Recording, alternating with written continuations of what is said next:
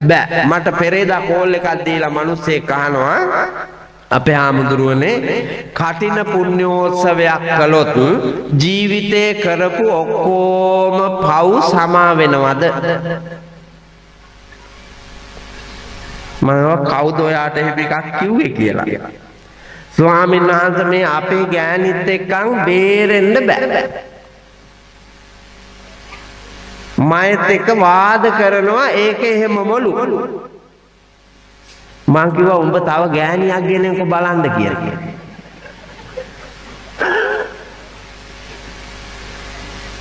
කරපු පව් ඔක්කොම හේදිලා යනවා නම් උඹ තව ගෑණියක් ගෙනෙන්කෝ බලන්න හේදෙයිද කියලා. ඇවිල්ලා බලාගත්ත හැකි එදාට. ආපන් කියනකොට කියලා කිව්වම. ඒක තමයි ස්වාමීන් වහන්සේ කිව්වා ගමන මං කිව්වා උපන්දා සිට කරපු පව් නැත වරක් වැන්දොත් කැලණියේ කියලා කියමනක් තියෙනවා මේ සාමාන්‍ය ජනතාව පිනෙහි පිහිටුවන්න උපක්‍රමශීලීව යොදපු ක්‍රියාවන්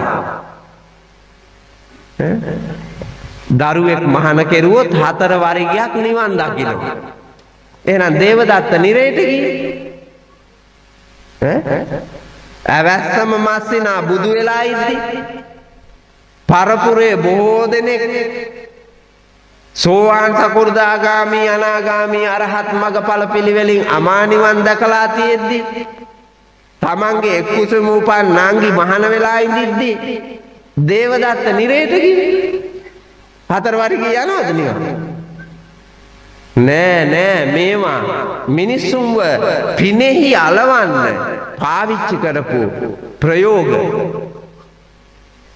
ඒක සත්‍ය නෙමෙයි උපක්‍රමයක් පමණයි එඳ එව්වට වහල් වෙලා කරපු පව් සමා කරගන්න පින් කරන්න හිතුවොත් ඒ මිත්‍යා දෘෂ්ටික භාවය නිසාම පින්නතුනි පිනේ පොහසත්කම නැති වෙලා යනවා එහින්ද අඥානවන්ත වැඩ නොකොට උත්තරාවුන්සේ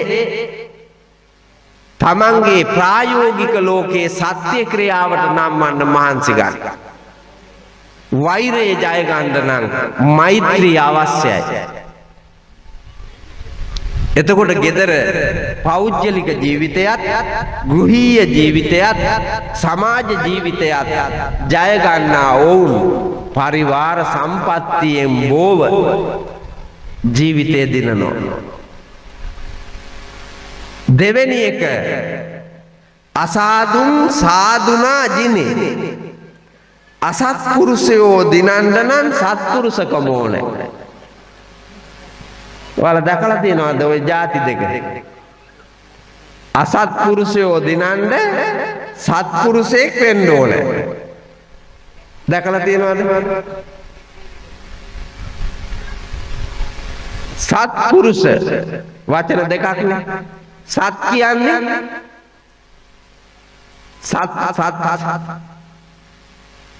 සත් කියන්නේ යහපත් පුරුෂ කියන්නේ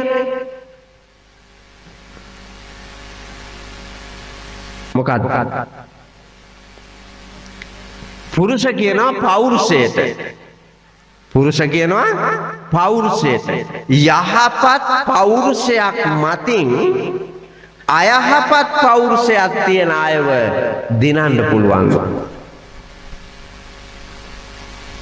ඒක තමයි ඇත්ත විද්‍යාලයක පිරිවෙනක විද්‍යායතනයක සිදු කරන්නේ ඔය කාර්යය අයහපත් පෞරුෂ තියෙන අයගේ පෞරුෂය යහපත් කරනවා පන්සලකින් කළ යුත්තේ ඒ කාර්යභාරය ගමක ඉන්න ප්‍රදේශයක ඉන්න රටක ඉන්න දේශයක ලෝකයක ඉන්න මානවයාගේ අයහපත් ගති නැති කරලා යහපත් තැනට ගේන්න පෞරුෂය පාවිච්චි කරනවා සත් පෞරුෂය බුදුහාමුදුරුවෝ ඒකනේ බුද්ධත්වයේ ලැබලා 3 පාරක් ඉන්දියාවට මේ ලංකාවට ඉන්දියාවේ ඉඳලා ඇයි අයහපත් මිනිස්සු යහපත් කරන්න මයි අංගනේට ආවා යක්කු යුද්ධයක් තිබ්බා දහස් ගාණක් මැරෙනවා යුද්ධෙදී. බුදුහාමුදුරුවෝ ඇවිල්ලා ඒගොල්ලොන්ගේ අයහපත් කිලුටු ගති ඔක්කොම අයින් කළා. පුණ්‍යවන්ත ගති ලක්ෂණ දුන්නා. අවබෝධ කරලා දුන්නා. මේ යුද්ධේ නිමාව තමන්ගේ නෑයෝ මැරෙනවා. තමන් මැරෙනවා. ඇයි මේ තලයේ සතුටින් ඔක්කොටම ජීවත් වෙන්න පුළුවන්කම තියෙද්දි ඒකට සම්පත් තියෙද්දි ඉරේලිය අපිට පොදුවේ ලබා දෙනවා. හුළඟ පොදුවේ hama එනවා. මහ පොළොව පොදුවේ අපිව දරාගෙන ඉන්නවා. ගහකොළ පොදුවේ අපට භවභෝග ධන සම්පත් දෙනවා. මේ සියල්ලම තියෙද්දි ඇයි මේ යුද වදින්නේ? අපි මැරෙනවනේ. ඒ මරණය සිදු වෙන දා එනකන් ඉවසීමෙන් එකිනෙකාට පිහිට වෙන්නකෝ. බලන්නකෝ. මේ ලෝකෙම මිනිස්සු මේක ඉගෙන ගත්තා නම් එන කොටා ගන්න නැතුව හොඳට ජීවත් වෙන්න පුළුවන්. ඒක ඉගෙන ගන්න, ඒක දැක ගන්න බුද්ධියමදිකමක් මේ තියෙන්නේ. ලෞකික රාගික කෙලෙස් වලින් බුද්ධිය වැහිලා. බුද්ධිය පාදන්න මහන්සි ගන්න අය අඩුයි. බුද්ධිය වහන්න උත්සාහ කරන අය වැඩි. දැන් බලන්නකො සමාජයට ඇවිල්ලා තියෙන ඒවා අන්තර්ජාල පහසුකම් ඇවිල්ලා ඔය ජංගම දුරකථන හරහා නානාවිද මෙවලම් හරහා තාක්ෂණයේ විද්‍යාව මගින් මිනිසුන්ගේ බුද්ධිය අවදි වෙන්න නෙමෙයි බුද්ධිය වැහෙන්න යට වෙන්න ඒවා තමා ළමයින්ට ගෙනත් දීලා තියෙන්නේ. හොඳට බලන්නකො මේ බණ අහන වෙලාවේ ෆෝන් එකේ අහට්ට තල්ලු කරනවා මෙහාට තල්ලු කරනවා උඩට තල්ලු කරනවා පළ මේ බණ පොල් බණ අහන්නේ ළමයින්ට අන්තර්ජාලය හරහා උගන්වනවා. ළමයි මේ ඇස් ඉදිරියේ තියාගෙන උගන්වන්න බැරි එකේ අන්තර්ජාලයෙන් ඉගෙනනවා කිව්ව මහත්තයා. ප්‍රෝඩානේ තියෙන්නේ මේ මිනිසුන්ව හූරා කන අපාගාමී කරන ප්‍රෝඩා. එව්වටම තමයි කැමති. ඒක තමයි මිත්‍යා දෘෂ්ටිය කියලා කියන්නේ. අසාරේ සාරමතිනෝ සාරේ චාසාර දස්සිනෝ තේ සාරං නාදි ගච්ඡන්ති මිච්ඡා සංකප්ප ගෝචරා. මොකද්ද කියන්නේ? අසාරේ සාරමතිනෝ නිසරු දේවල් සරුයි කියලා දකිනවා. සාරේචා සාරදස්සිනෝ සරු දේවල් නිසරුයි කියලා දකිනවා. අපි එහෙම නෙත් තියෙන්නේ. හොඳ දේවල් නරකයි කියලා දකිනවා නරක දේවල් හොඳයි කියලා දකිනවා. ඉරිදාට ටියුෂන් යන එකද හොඳ දහම් පාසල් යන එකද හොඳ? දහම් පාසල් යන එක හොඳ. නමුත් කරන්නේ මොකද්ද? ටියුෂන් යවීම. මිත්‍යා දෘෂ්ටිය. පොයට සියලු දෙනා පන්සලට එන එකනේ සම්මා දිට්ඨිය යහපත් දේ. ඒ වුණාට අපි පොයට මොකද කරන්නේ? නෑදෑ ගමන් යනවා වීදි සංචාරේ යනවා විනෝද ගමන් යනවා. පොයට භාවිතා කරන්නේ නිවාඩුව එහෙම. බාන්නකො දැක්ක අම්මාද ශ්‍රේෂ්ඨ බිරිඳද?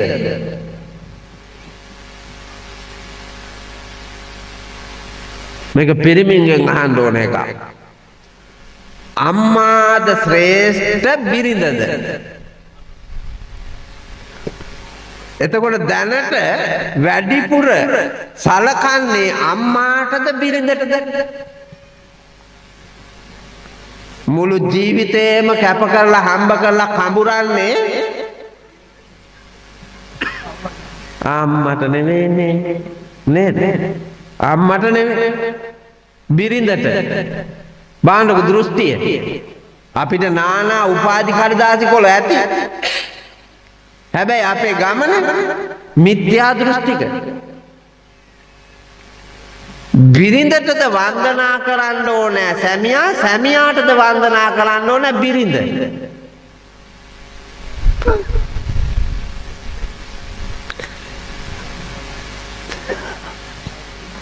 ඒක අහන්න ඕනේ බිරිඳවරුන්ගෙන් නේද? ඔව්. ඇයි ඇත්තටම බිරිඳ සැමියාට වන්දනා කළ යුතුයි කියලා කියන්නේ?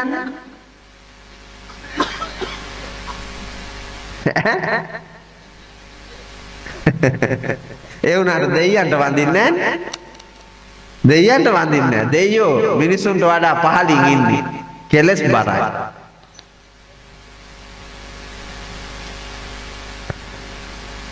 ගෙදර බුදුන් කවුද? අම්මා. ගෙදර බුදුන් අම්මා. ඇයි අම්මට ගෙදර බුදුන් කියලා කියන්නේ?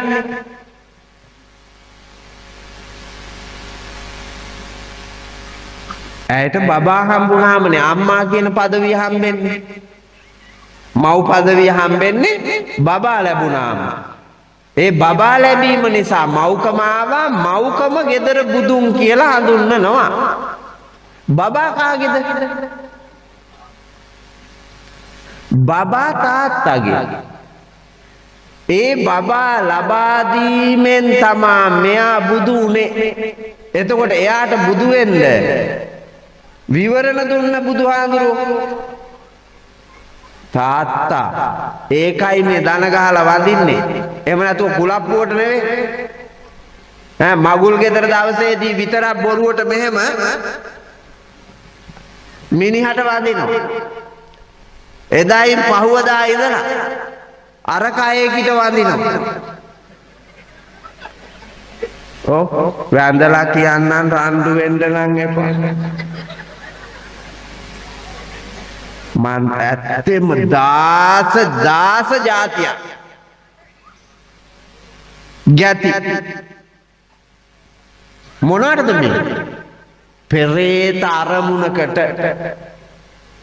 මම විස්තර කරන්න ඕනේ නැහැ. පෙරේත අරමුණකට ගැතිව වැදූ අම්මාද හැදූ අප්පාද තම පිරිමිකමද පායට පෑගෙන දූවිල්ලක්සේ පාගා යන වහල් ජාතියක්. ඇස්සරලා බැලුවාම පේන්නේ සියලුම කාන්තාවෝ ඔය මව්කමේ ඉඳලා බැලුවොත් ඔබ නැන්දම්මා වෙන දවස එක්ක ගෑණියෙක්වත් තමන්ගේ නැන්දම්මාට වෛර කරන්නේ පිටුපාන්නේ. ඔබ නැන්දම්මා වෙන දර්ශනය දකින්න ඕනේ. ඔබේ ඔලොක්කුවේ ඉන්න පුතා ලොකු වෙලා ගෑණියෙක් ගෙනාපු දාට මගේ කොල්ලා ඒ ගෑණි කියන දේ මත ඉඳලා මට තැළුවොත් හොඳට බලන්න.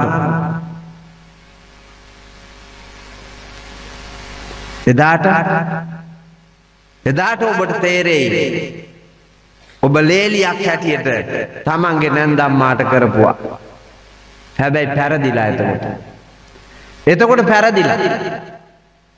හිඳ අවබෝධයෙන් ජීවිතය දැක සොඳුරු ගමනක් යන්න සත්පුරුෂ වෙන්න. කරුණාව, දයාව, මෛත්‍රිය, සෙනෙහස, ආලය, ආදරය, ලෙන්ගතුකම, ඍජු බව, මෘදු බව, සමානාත්මතාවය, කෘතගුණ සැලකීම මේවා තමා පෞරුෂයෙන් පිරුණු මානවයෙකුගේ මානව ගති ලක්ෂණ. ඒවා තමා පෝෂණය කරන්න ඕන.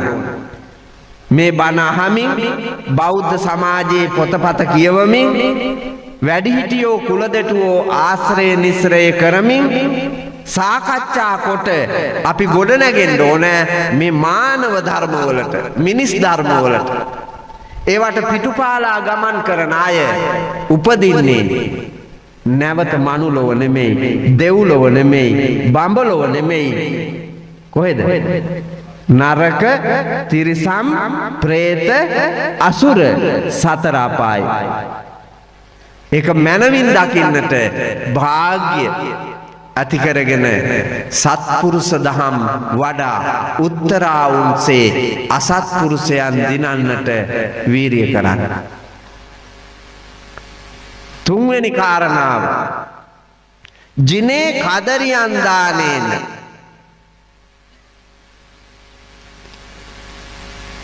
දිනන්දලු දන් දීලා කෑදරකම පරාජය කරමින් කෑදරකම කිව්වේ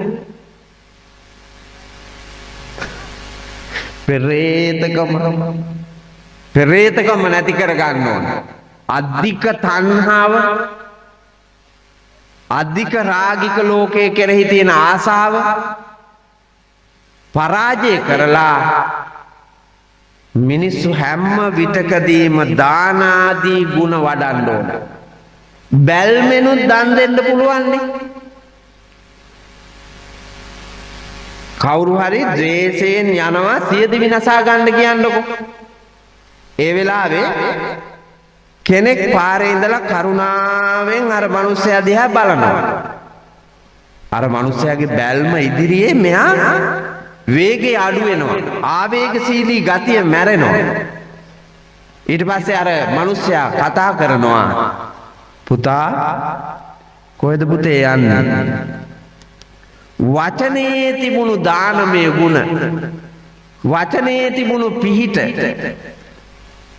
ආකර්ෂණය වන මේ දරුවා අර මිනිස්සයාත් එක්ක කතාවට වැටෙනවා.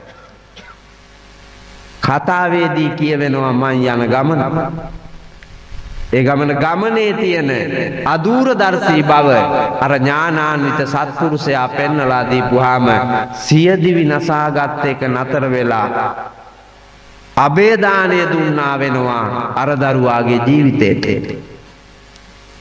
වචන කොච්චර වටිනවද මේ ලෝකේ සනහන්න බුදුහාඳුරුවන්ගේ වචන නෙමෙයි.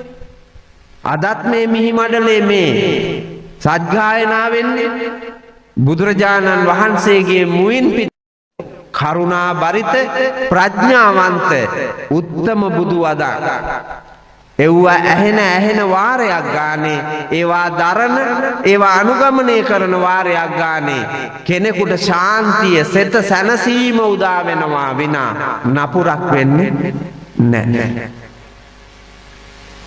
පින්නතුන මේ මියදෙන ලෝකේ කුණු වෙන ලෝකේ ඇති වී කෙටි කලක් වෙනස් වෙමින් පැවති නැති වී යන ලෝකේ ඔබ මොන තරම් තණ්හාවද බලන්න. අපේ රටේ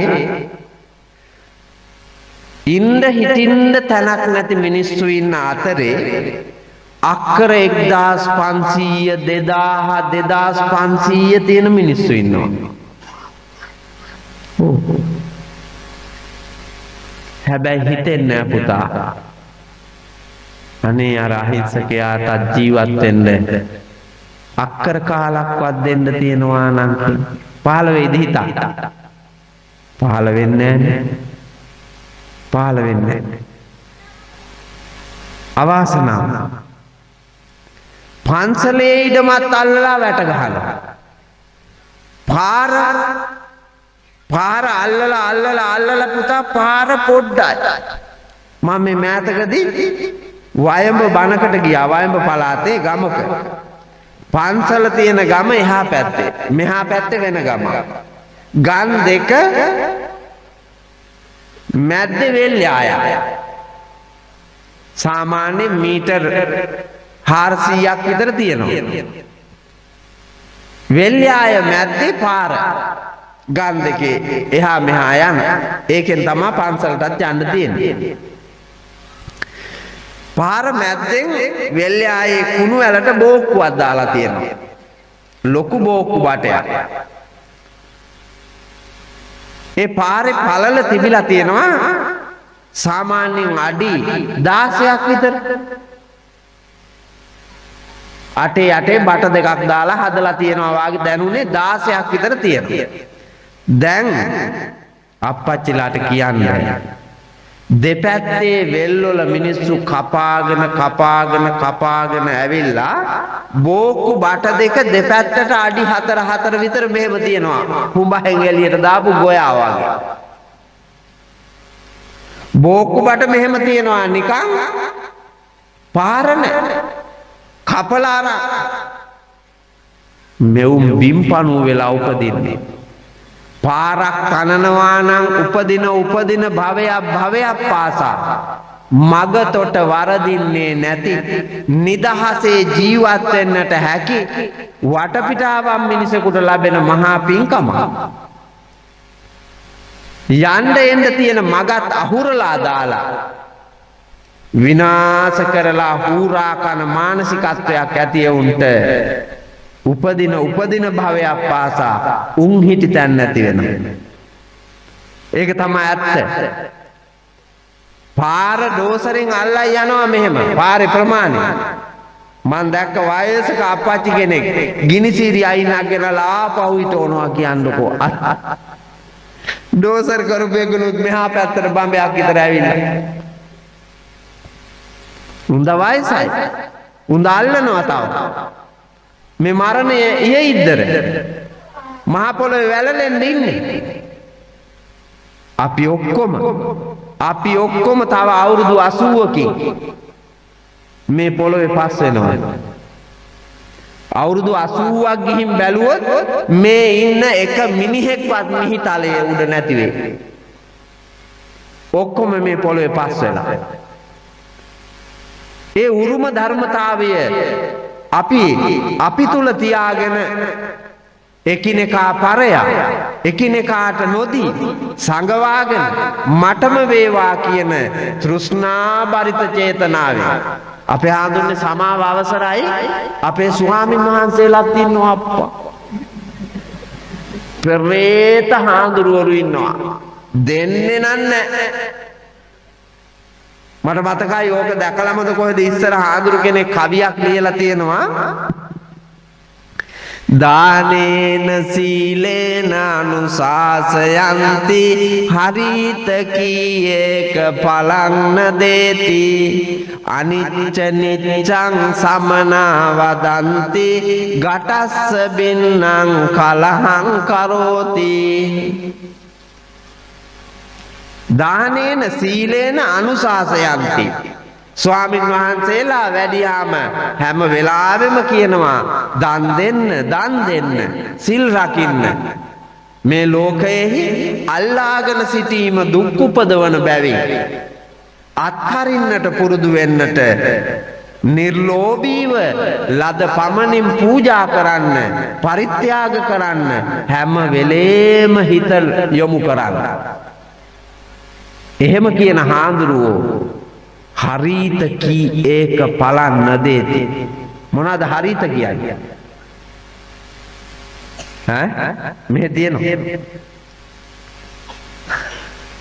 අරලු පන්සලේ වත්තේ ගහේ වැටෙන අරලු ගෙඩියක් ඉල්ලන්න බෙහෙතට මිනිහෙක් ආවොත් මෙහෙ ඇති අරලුවක් නැහැ කියලා පන්නනවලු. හරිත කී ඒක පලන් නදේති. අනිච්ච නිච්ඡං සමනා වදන්ති. ශ්‍රමණයෝ හැම විටම ලෝකය අනිත්‍යයි. අනිත්‍ය වූ ලෝකය අල්ලා සිටීම දුක් සහිතයි. ඒ දුක් සහිත වූ ලෝකයේ ස්ථීර පැවැත්මක් ඇතැයි සිතා එකම ගමනක යෙදෙන්නේ කියලා සිතා සිටීම මිත්‍යා දෘෂ්ටිකයි. ඒක අනාත්මීයයි කියලා හාමුදුරුවරු කියනවා. අනිත්‍යමයි කියන්නේ. පාංශකූලයකට ආපුවාම කියනවාද නිට්ටයයි කියලා? නෑ අනිත්‍යයි. සුමනා උඹලා පෙරලි ඇඬුවට මේකා මැරුණා වාගේ උඹත් මැරෙනවා. මේ බණ කියන මමත් මැරෙනවා. ඒකේ උඹ ඇඬුවට මේක ආපහු වෙයිද? එන්නේ මේ ලෝකේ අනිත්‍යයි සුමනා කියන හාඳුරුවෝ පන්සලට යනකොට ගටස්ස බින්නං කලහං කරෝති. ඇබිත්‍යාතින් කලේ බිඳිලලු. අර කව මරනවා. තඩි ගහලා දවස් ගානක් මතක් වෙන වෙලාවට ගහනවලු අලුට. කලේ බින්දක් කියලා. ඔය බන කිව්වට මන් දන්නවනේ බග. ලෝභම මිනිහා මේ ලෝක ධාතුවේ හෙව්වොත් අංක 1ට ලකුණු වැඩියෙන්ම ගන්නේ හාඳුරු කෙනෙක්. ඇත්තමයි හාඳුරු. මේක සත්‍යමයි. මට අත්දැකීම් මෙම තියෙනවා. ඒ වගේ ගෝලයටවත් දෙන්නේ නැහැ කියන්නේ. ගෝලයටවත් දෙන්නේ. පංච මහා විහාරාධිපති සප්ත මහා විහාරාධිපති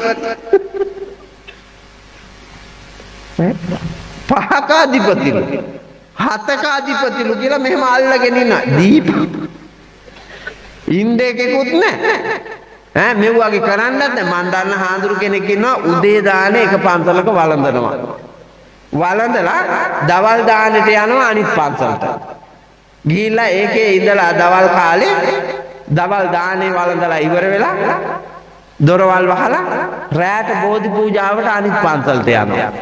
මෙහෙම රවුමට යනවා. පංච මහා විහාරාධිපති කියලා. අය ගිහිද පැවිදිද කියලා ભેදයක් නෑ පුතා. නිරයේ උපදිනවා මේ අධික තණ්හාවට. තණ්හාය ජායති සෝකෝ තණ්හාය ජායති භයං තණ්හාය විප්පමුත්තස්ස නත්ති සෝකෝ කුතෝ භයං තණ්හාව නිසා දුක උපදිනවා තණ්හාව නිසා සසර බිය උපදිනවා ඒ දුකයි බියයි දෙකම පහ වෙන්න නම් තණ්හාව දුරු කළ යුතු වෙනවා තණ්හාව දුරු කරන්න තියෙන මඟ දන් දීම පෙරේතකම අතෑරලා දන් දෙන්න ඕනේ. ලෝභකම අතෑරලා දන් දෙන්න ඕනේ.